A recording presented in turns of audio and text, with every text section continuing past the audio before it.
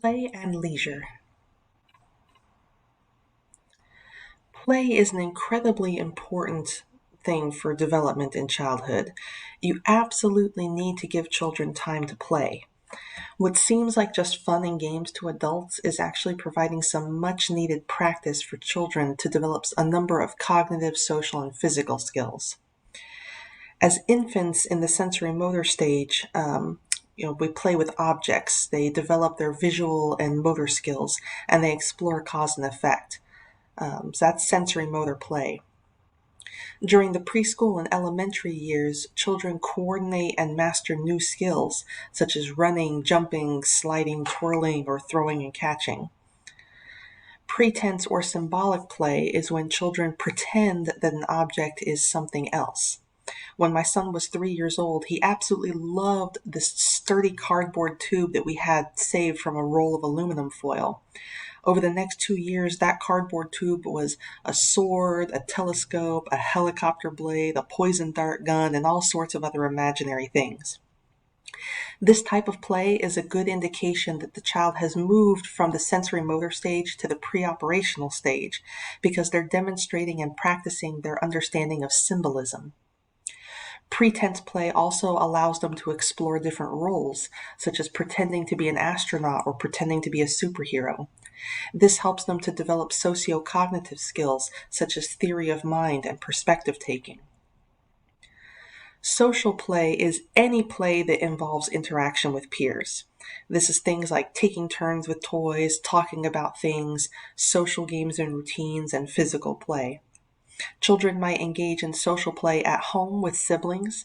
They can engage in social play at friends' homes, on play dates, at preschool, or in places like, in public places like parks and playgrounds. Constructive play is a combination of practice play and symbolic play with the goal of creating or building something. So instead of just smearing paint on paper or pretending that the cardboard tube is a telescope, which is, that'd be like sensory motor play.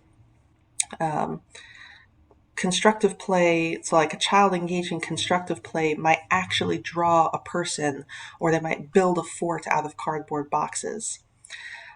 Constructive play becomes more common in the elementary school years. And finally, there are games. These are fun activities that have rules to them. So this could be anything, like playing Simon Says, it could be board games, it could be a sport, anything like that. Now, notice that children's play can involve a combination of these play categories. For example, a couple of children having a competition to see who can build the biggest sandcastle are engaging in social play, constructive play, and a game. It's really important to give children enough time and opportunities to play. More and more, we're seeing children spend too much time in front of screens or working on academic subjects at the expense of playtime. Playtime for children is not a waste of time. It's a genuine developmental necessity. Eventually, children grow into adolescence, and it becomes more difficult to figure out what to do or give them for birthdays and holidays because they're past the stage where they want to play with toys. Adolescents spend most of their leisure time in either screen-based activities like video games or social media, just hanging out with friends, or other unstructured leisure activities. While it's good to have some downtime to relax, it's easy to have too much unstructured time. It may be better for development if adults let the adolescent choose some structured activities to engage in, such as participation in school clubs or sports teams, or working on personal projects, and give them household chores and responsibilities. These are all important things for people to be able to do. As an adult, it can be difficult to make sure that you're carving out enough quality leisure time for yourself. Just like with children and adolescents, this is essential to your well-being. You can't just work, work, work all the time. At the same time, not all leisure time is created equal. Leisure time physical activity, such as exercising, taking your dog to the park, going dancing, and so forth, are associated with increased longevity.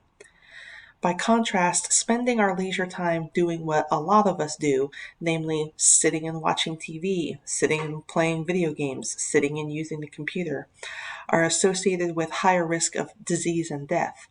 Sedentary screen-based activity is linked with higher rates of Alzheimer's disease, heart disease, and cancer.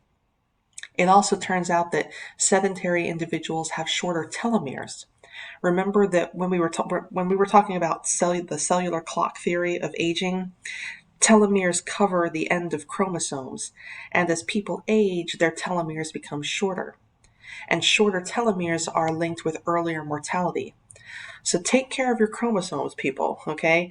If you need to pause this video to get up and stretch, or maybe even step outside for some fresh air for a few minutes, by all means, please do so.